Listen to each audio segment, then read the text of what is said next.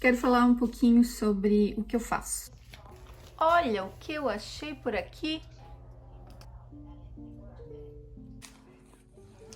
Pensou isso aí perdido no meu quarto? Ela deve estar morando aqui há algum tempo, porque eu mexi as coisas e ela apareceu. Quando eu fui pegar, eu vi que ela está morta. Deixa eu ver. Ó. Então, vai ser comida para outros bichinhos ou planta. Já tava com meus apetrechos aí. Isso aqui é agora que eu mudei pra cá, porque eu já atendi meus pacientes e eu quero ficar assistindo o Cesar Millan. Ah, isso aqui tem que botar na tomada também, tem um cheirinho de lavanda. E ficar, eu quero editar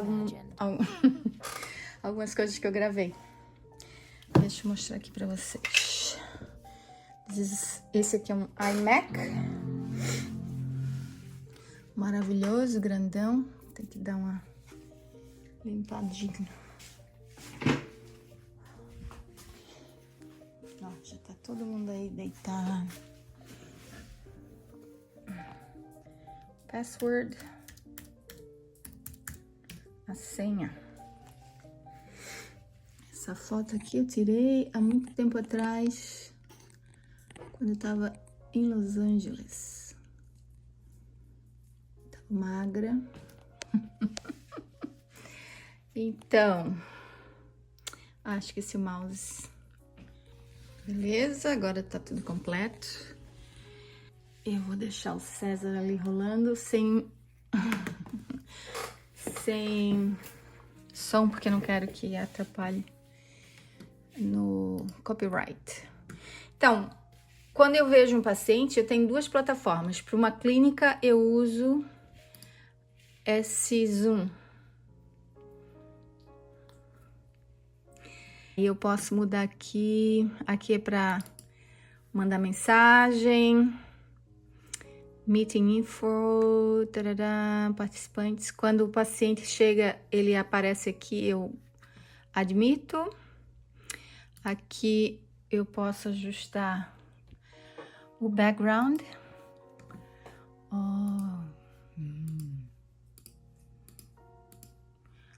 Muitos de vocês já devem conhecer, mas eu vou mostrar, né? E aí, dependendo do mood, dependendo da situação, às vezes, olha só que delícia. Dependendo do paciente, da situação, do tempo, eu gosto de botar um ou outro. Quando o paciente tá muito down, eu gosto de botar assim alguma coisa de praia. Dois que eu uso mais é esse aí e qual é o outro? Ah, esse aqui, ó. Esse aqui que tem mais, né, mais luz. Parece Miami, não sei. Maybe not. E aí ele entra aqui, eu converso e depois eu não vou poder mostrar. Vamos ver. Não é isso que eu quero, meu amigo. Cadê o outro? Ah, é que eu comecei... Ah, putz. Eu comecei de novo o computador, então tem que abrir. É aqui. Happier Living é o nome do lugar, né? Da companhia para qual eu trabalho. Oh, não posso mostrar essa parte porque tem nome de paciente. Ó, esse aqui é onde eu faço o charting, né? A documentação. Aí eu faço login e entro e faço as minhas observações, leio as partes, as outras consultas anteriores.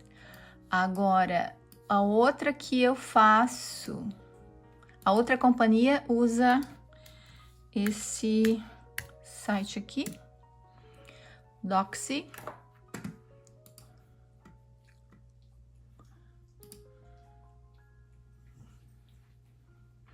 Aí eu tô aqui, ó. Esse aqui não tem o background, eu não posso mudar o background, só se eu pagar. Esse aqui é free. eles são meio economistas, não. Mas dá numa boa. Aí eu boto, né, um background legalzinho pra pessoa não ficar vendo aqui a cama. Bom, enfim. E geralmente eu tô no outro quarto, no escritório. E aí eu converso, aí o paciente aparece aqui, eu admito, a gente conversa, daí eu vou pra cá. Essa aqui é outro, Practice Fusion. Practice Fusion. Ah, tá pedindo código. Daí eu boto o código, aí eu entro e também faço as anotações, né? Eu vejo o que eu fiz da última vez, o que tá acontecendo com o paciente. Ou quando é novo, eu vejo por que ele tá me vendo, né? Por que ele veio pra consulta. E é isso aí. Quero falar um pouquinho sobre o que eu faço. O que faz a Nurse Practitioner. Primeiro eu vou mostrar para vocês o que é. Eu perguntei pro ChatGPT, eu pedi que ele explicasse, que é muito melhor do que eu, né, queridos? Então, vou mudar aqui.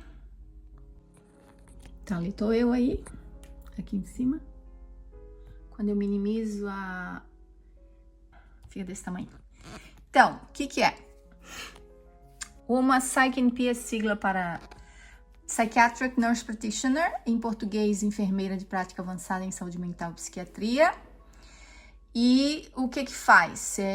Claro, como enfermeira, é a área de enfermagem, formação avançada, com mestrado ou doutorado. Eu ainda estou fazendo doutorado. Não é necessário ter doutorado para atender pacientes, o mestrado e depois a especialização, né? Como eu sou especializada em saúde mental e psiquiatria, o que eu faço? Eu cuido da saúde emocional, psicológica e comportamental das pessoas ao longo de toda a vida, né? Eles falam da lifespan, que é desde criança, adolescente, adulto e idoso. Embora a maioria dos meus pacientes sejam todos adultos. Eu já tratei alguns adolescentes, mas ainda não tenho muito conforto em fazê-lo, porque são diferentes, né? Às vezes eu não sei nem como falar com eles, que é um bicho totalmente diferente. Criança, nunca tratei e não quero tratar, mas talvez nesse meu novo trabalho eu tenha que fazê-lo. E tudo bem, vai ter um arco de aprendizado, né? Não faz mal, eu estudo, eu aprendo e tá tudo certo. Então, o que faz a PsycNP na prática, né? Eu posso avaliar ansiedade, depressão, TDAH, transtorno bipolar, PTSD, que é trauma, né? E outras coisas. O que eu tenho mais comum, eu vou aumentar aqui para vocês me verem melhor. O que eu tenho mais comum, os estudos falam que depressão é a mais comum, né?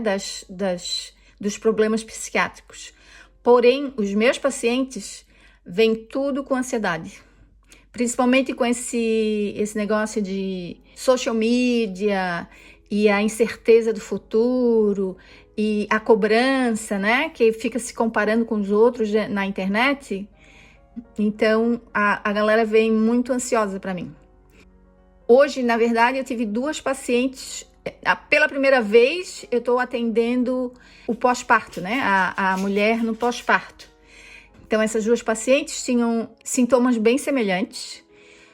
Uma era mais depressiva, outra era mais ansiosa, coisas que são comuns, né? Depois acho que de 5 mulheres, 4 pode ter a possibilidade de ter a ansiedade ou a depressão. Muito fluxo de hormônio, a insegurança, principalmente quando é a primeira vez, né? A primeira mãe, não sabe lidar com a criança, se sente pressionada, não sabe se vai dar conta do recado, né? Então, e graças a Deus eu tenho uma boa relação com essas pacientes e depois da primeira vez que eu já conversei com elas já melhoraram, porque aí eu faço psicoterapia e também faço a parte de medicação, né? A gente fala medication management or psychotherapy also. Então, de acordo com estudos, o que melhora, né, a ansiedade e depressão é medicação com a psicoterapia. Às vezes, é só a psicoterapia. Às vezes a pessoa não sabe lidar com boundaries, né, com limitações, deixa as pessoas abusarem dela, tem muito baixa autoestima, e então isso altera muito, né, a capacidade da pessoa de lidar com a situação. Aí o que eu falo, na ansiedade, né, tentar viver um dia de cada vez. O futuro ainda não passou, a gente não sabe o que vai acontecer amanhã. Então, assim, vai fazer planejamento, faz para aquele dia, pede, né? Pede a Deus, pede aos orixás, pede ao universo força e coragem e agradece, né? Todos os dias a vida que a gente tem.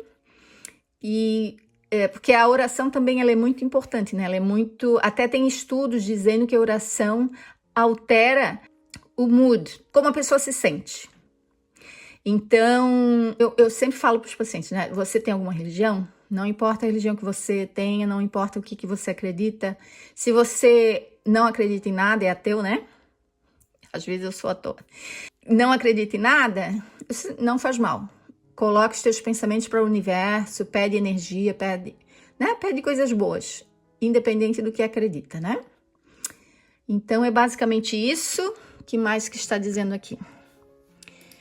Fazer avaliações psiquiátricas, né, completas, claro, daí a gente tem todo um script, né, perguntas essenciais para a gente fazer, porque, por exemplo, né, essas mães que eu estou atendendo, é mandatório, é importantíssimo eu perguntar se ela está com ideias suicidas ou se ela está querendo fazer algum mal ao bebê.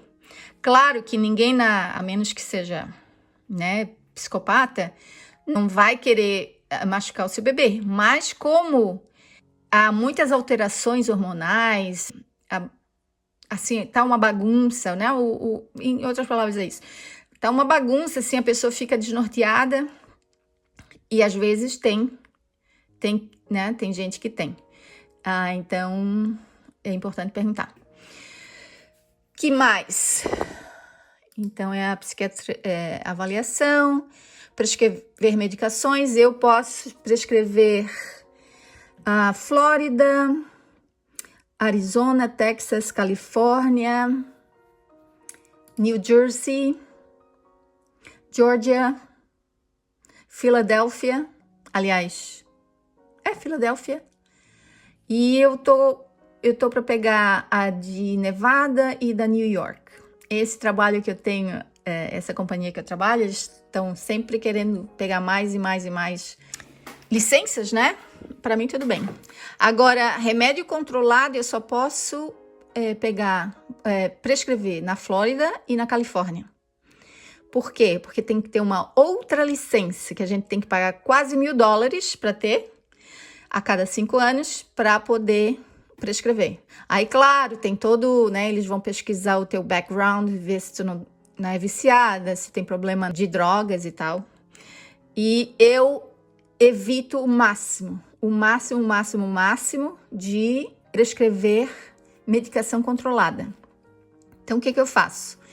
Eu vejo se a pessoa já está tomando, por exemplo. Tem gente que já... eu tenho um jovem lá da Califórnia que ele toma o estimulante desde de criança, né? Já foi diagnosticado, aí eu não tenho problema nenhum. Tem um site que a gente vai para verificar se a pessoa, se só tem uma pessoa prescrevendo, né? Porque não pode, por exemplo, ele vai num, depois vai no outro. Se eu não checo se ele tem prescrição com outra pessoa, eu me ferro, porque eu sou obrigada a olhar nesse site onde está dizendo a última vez o que ele tem, o que ele foi prescrito, dose, tudo, o médico que prescreveu, aonde, tá tudo ali. E então, aí eu verifico se ele já está tomando e tal. Claro que eu faço uma evaluation, uma avaliação detalhada, né, perguntando sobre drogas, sobre... se tem algum problema com drogas, se tem algum problema cardíaco, porque o estimulante ele pode alterar as funções cardíacas. E aí eu continuo. Agora, tem gente que vem para pedir medicação porque eles querem, né? Ou vender, ou ficar de boa. Então, a gente já sabe quem vem procurando medicação. Primeiro que eles já não querem nem responder muita pergunta, não tem paciência para fazer a entrevista, eles não têm interesse em ficar melhor, eles só querem a determinada medicação. Eles falam a medicação por nome, né? Quem diz, eu quero Adderall, eu quero Vyvanse. Então, já se sabe, a única coisa que funciona para mim é o Valium. A única coisa que funciona para mim é o Xanax. Então, querido, pode contar que a pessoa já está procurando a droga. Então, nesses casos, de maneira nenhuma, eu prescrevo. Agora, benzodiazepínicos, eu não prescrevo. Eu posso prescrever, mas eu não prescrevo. Por quê? Altamente viciante. Causa muita dependência, muito relato de abuso. E não é uma medicação que vai solucionar o problema.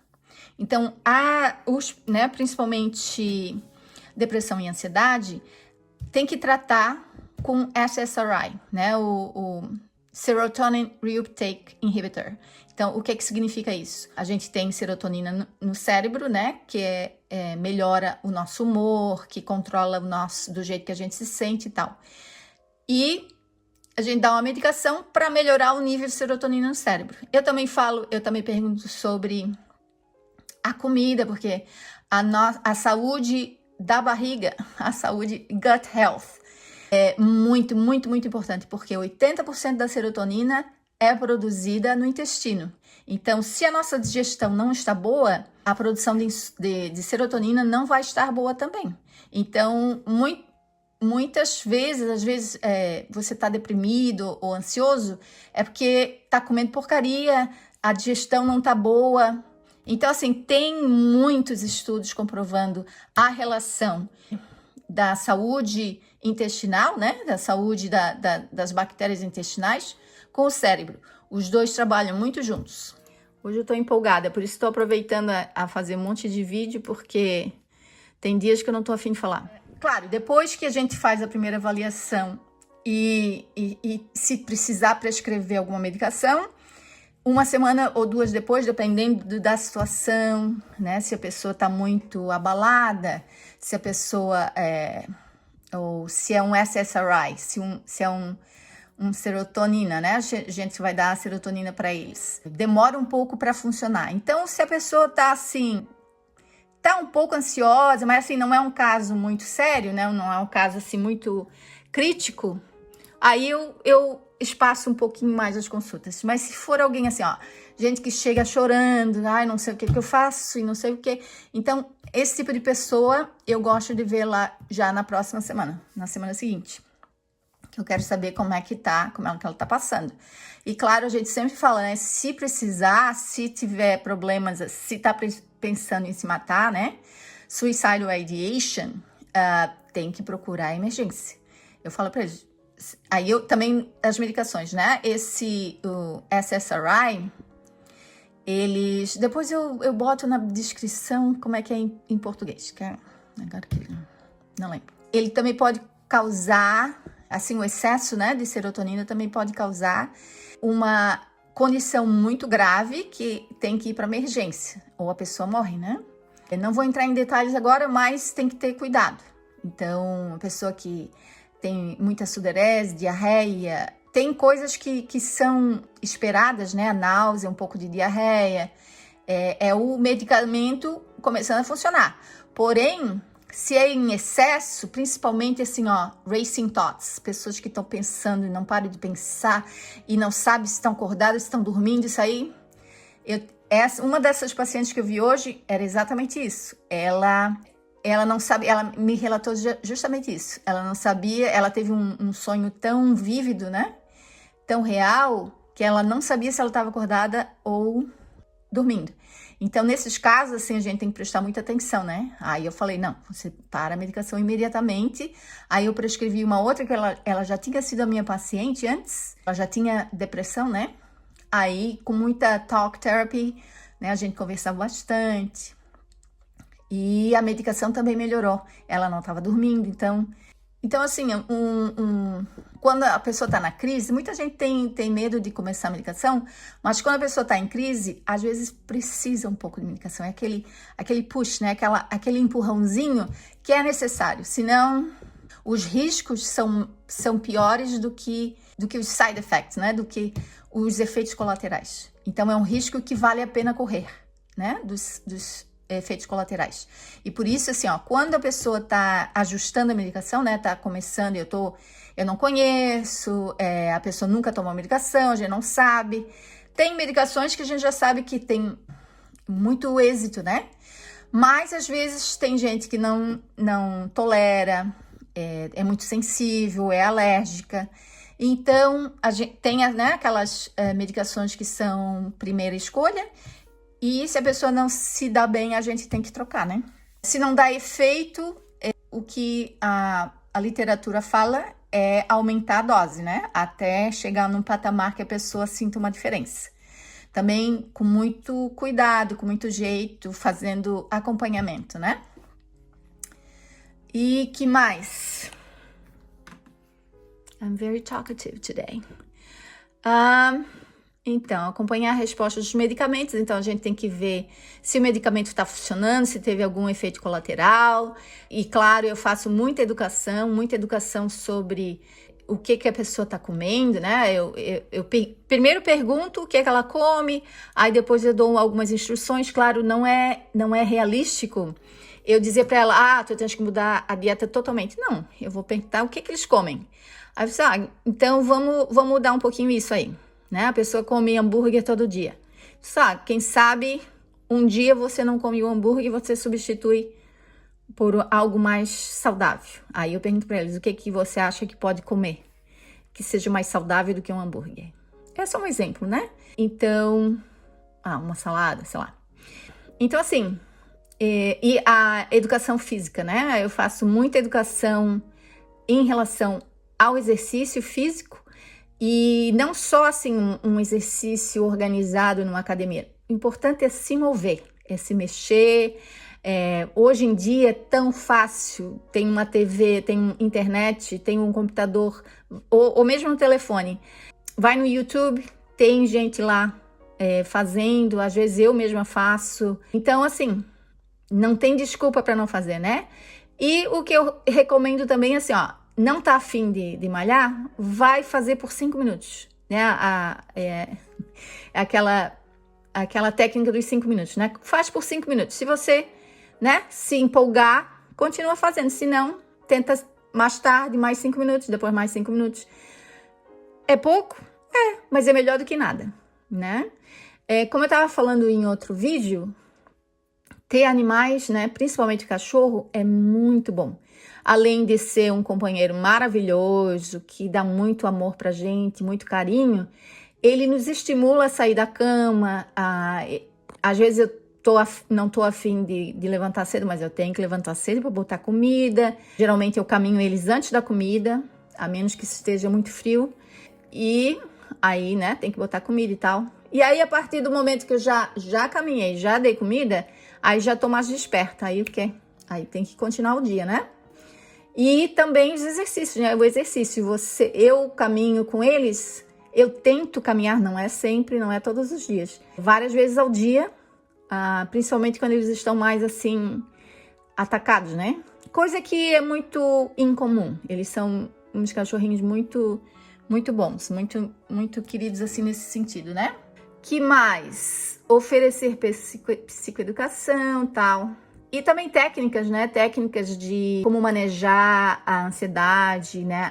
A respiração. A respiração é muito importante. Então, exercício, respiração, a dieta, né? Comer coisas mais saudáveis, menos processados.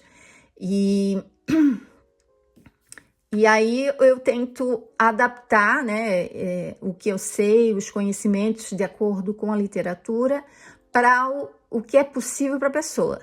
Eu não posso dizer para uma pessoa comer saladas e frutas e verduras se ela não tem perto da casa dela ou ela não tem condições de comprar. Então, assim, a gente tem que adequar as informações de acordo, personalizar, né? De acordo com o que o paciente gosta e pode fazer. Porque se eu passar uma coisa completamente unrealistic, né? Que não seja realista, não vai fazer nada. Então, já ia falar um palavrão, mas eu me contive. Não ia fazer nenhuma. Enfim, o que mais? Olhar o paciente de forma integral, é isso que eu faço, né? Mente, corpo, estilo de vida, sono, alimentação, estresse e contexto familiar. Então, isso tudo a gente pergunta, né? Pergunta como é que é a família, o que que faz, se gosta de trabalho. Eu gosto de perguntar se gosta do que faz, porque muita gente tá lá, né? Não tem outra opção e faz uma coisa que não gosta e por isso que tá deprimido, por isso que tá ansioso. Aí eu falo, né? À medida do possível, trocar, fazer uma coisa que gosta. É muito importante fazer aquilo que gosta. Eu, por exemplo, gosto muito do que eu faço. Tô bem empolgada. E, principalmente assim, quando a gente vê que os pacientes ficam bem, que eles vêm e agradecem. Eu tive uma brasileira há pouco tempo que ela tava assim super ansiosa e eu tava até preocupada com ela, né? Não sabia se, né, se ela poderia tirar a vida e tal. Mas claro que a gente, nesses casos, assim, eu acompanho de mais perto e oriento muito, assim, ó, se tiver alguma coisa, vai para emergência, não espera. Tem seguro-saúde, vai. Todos eles aqui, a maioria tem seguro-saúde, então não tem grande coisa, né? Ir para emergência para dar né? Fazer um check-up, tomar uma medicação mais forte que eu diga assim, geralmente eles dão Ativan, que é o lorazepam injetável, né? E a pessoa, né, já relaxa, às vezes está com a pressão muito alta, enfim. Essa menina estava muito alterada e, assim, até na segunda vez que ela veio para mim, ela estava melhor, mas ainda alterada. Aí na terceira ela já estava muito bem, por quê? Porque eu dei uma medicação para ela para dormir, aí ela dormiu, que foi uma beleza. Então, assim, ó, o sono é muito importante, né? Não necessariamente a gente precisa tomar medicação, mas tem, assim, várias coisas que a gente pode fazer antes de dormir para garantir, não para garantir, mas, assim, para ajudar a pegar no sono, ter um sono mais relaxado, né? Por exemplo, evitar a tela. Eu digo isso porque é o que a literatura fala. Eu gosto de assistir uma coisinha e pegar no sono assistindo alguma coisa. Mas, claro, a gente sabe que não faz bem. Às vezes, assim, durante a noite, aumenta um pouco o volume, aí eu acordo. Então, assim, não recomendo.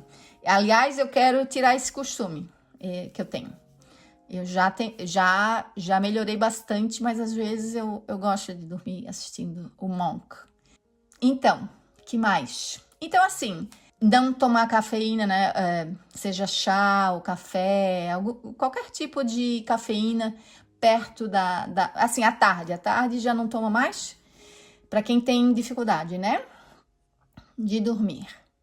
E fazer, assim, uma meditação, uma oração, um banhozinho quente ou um banhozinho frio. O banho frio, ele ajuda, pode até dar aquele choque inicial, mas depois ele relaxa, tá? A água fria, né? O gelado, a temperatura fria, ela melhora o sistema o sistema simpático, né? Ele ativa o parasimpático, que é o que faz o relaxamento. E assim, quem tem dificuldade de acordar de manhã, pode tomar um banhozinho frio, morno. Então, faz anos que eu escuto, né? A água fria e tal. Eu tento tomar banho com água fria sempre que dá. Para lavar o cabelo já fica mais difícil, né? Mas a gente faz o que pode. Que mais? Nesse lugar que eu trabalho, né? O Happier Living, que tem a sede na Califórnia, eles ensinam muito terapia, né? A gente tem um treinamento bem intenso de como fazer terapia, como falar do paciente, porque, assim, a tendência que a gente tem, principalmente brasileiro, né? Eu tinha muito essa coisa de dar, como é que diz? Falar para as pessoas, né? Estimular sim, mas assim, dar conselho, Não adianta não deve dar conselho. A gente pergunta as coisas para as pessoas para elas tomarem as próprias conclusões. Por quê? Você dá um conselho, a pessoa faz aquilo que você fez, não deu certo, quem que eles vão culpar? Você. Então, tem que ter muito cuidado, né? Além do que, o que me faz, por que eu vou dar conselho para alguém se eu nem sei o que a pessoa tá passando, não conheço as circunstâncias dela, embora a gente pergunte, a gente converse. Então, assim, a terapia ela é mais direcionada a perguntar, fazer perguntas, né, estratégicas para a pessoa mesmo tirar as próprias conclusões. E escutar a pessoa com carinho, com amor, com atenção. Isso aí é algo muito, muito importante. Que a pessoa, né, principalmente quem tá deprimido, a gente tem que falar assim mais mansinho e tal. E quem tem mais ansiedade, fala normal. Quando a pessoa tá muito agitada ou chorando muito, eu não sei o que fazer, não sei o que eu faço. Aí eu já faço alguns exercícios mesmo ali na hora da consulta, de respiração, de mentalização, de uma meditação guiada, né? Uma coisinha simples, pequena, mas que dá efeito no momento. Ele já melhora na hora e já vê que essas coisas que eu tô falando, né, funcionam. Então é isso, galerinha. Se vocês tiverem alguma pergunta... no final da consulta, geralmente eu também mando no e-mail informações sobre a medicação, dou algumas... Assim, dou uma educação extra, né? Que alimentação é melhor, como deve fazer, educo sobre a medicação, se eles estão tomando medicação. Depois da consulta sempre mando vídeos de meditação, vídeos de respiração, de relaxamento, indico livros. Então, assim, né, algo bem completo. E eu gosto de fazer isso. Assim, é importante quando a gente trabalha com gente, tem que gostar de gente e tem que se importar, né? É muito importante se importar com a pessoa. Não fazer só porque vai ganhar mais dinheiro. Claro que um pouquinho de dinheiro não faz mal. Principalmente para pagar as contas. Mas não é por isso que se faz o trabalho. Eu poderia continuar como enfermeira, até poderia ganhar mais, mas o trabalho é diferente. Eu posso ajudar muito mais os outros sendo nurse practitioner, fazendo o que eu estou fazendo agora, porque eu posso ajudar de uma forma mais profunda, mais a longo prazo. Geralmente, assim, trabalho de enfermagem é aquela ali na hora, vitais, da medicação e tal, e a pessoa vai embora. Claro, também exige que a gente trate com carinho, com respeito, com atenção. Mas, assim, é diferente, né? E por isso que eu me tornei, né, a nurse practitioner. Por quê? Porque eu quero ajudar mais. E é uma forma muito, muito gratificante de ajudar as pessoas. Claro que depois que eu comecei, principalmente aqui na internet, que eu atendo paciente online, aí é uma mudança maravilhosa, porque eu não preciso sair de casa. Aqui, né, da barriga para cima, né, do peito para cima, tá tudo bonitinho. Ainda tô meio descabeladinha agora, mas eu sou simples, sou uma pessoa simples, né, não tá sujo, tá bom. Então, assim, essa coisa de atender online, não precisa nem sair de casa, não precisa se arriscar na freeway, gastar o carro, combustível, porra, tá ali em casa, né? Aí eu faço um cafezinho, em 1 ou 2 minutos eu tô ali no consultório. Então, dependendo da pessoa, se é um paciente novo, aí eu gosto de ver o porquê que ele tá me vendo. Eu já fico nervosa quando é assim, gente nova, tipo 19, 20 anos, que diz que tem TDAH. Que muitos deles vêm só por causa da medicação. Então, quando eu ofereço opções e eles recusam, né, as primeiras opções que eu ofereço, que eles já querem logo o estimulante e ainda falo pelo nome, eu já sei que estão procurando Mas assim, eu não gosto né, ter que falar. Na verdade, eu não falo. Eu disse, olha, eu tenho essas opções. Eu não posso te dar o estimulante antes de tentar essas opções. Ah, mas não funciona, não sei, eu quero isso. Infelizmente, nesse momento, eu não posso te ajudar. Se você quiser, eu te passo para um colega. E teve uma teve uma paciente que veio, né, com ansiedade, até que é uma pessoa assim, bem, né, meio perua. Perua no sentido de se vestir bem, tava bem arrumada, bonitona. Aí falando e não sei o que, não, mas o que funciona para mim é o Valium. Eu fui no meu médico e ele me indicou um psiquiatra, que eles não podem prescrever, que nada. Todo médico que tem licença pode prescrever medicação. Mas eu imagino que eles já conheçam a figura e passaram o problema adiante, né? Então ela queria o Valium, ou era Xanax, um dos dois, um benzodiazepínico. Eu falei assim, olha, eu não prescrevo benzodiazepínico, não é a primeira opção de tratamento. Aí eu explico bem legalzinho, não faço, né, não confronto, eu concordo, tudo que eles falam, não, eu entendo. Claro, você tem razão, mas de acordo com a literatura, o que a gente precisa fazer é tratar com o SSRIs. E aí a pessoa insiste, não, porque eu quero. Isso, olha, eu posso te passar para um colega. Aí nesses casos, eu já peço pro pessoal marcar com um médico, né? Um MD, um médico, um psiquiatra. Porque aí, se eles quiserem prescrever, é na licença deles, eles, né, já têm uma forma de lidar com esse tipo de paciente.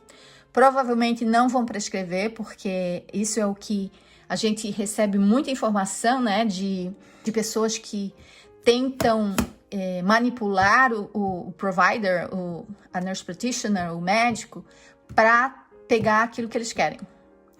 E aí, né, a gente tem que ser assim, muito delicado, com muita delicadeza, com muito tato e fazer as perguntas corretas para saber se a pessoa realmente precisa ou se ela está só buscando uma medicação como recreação.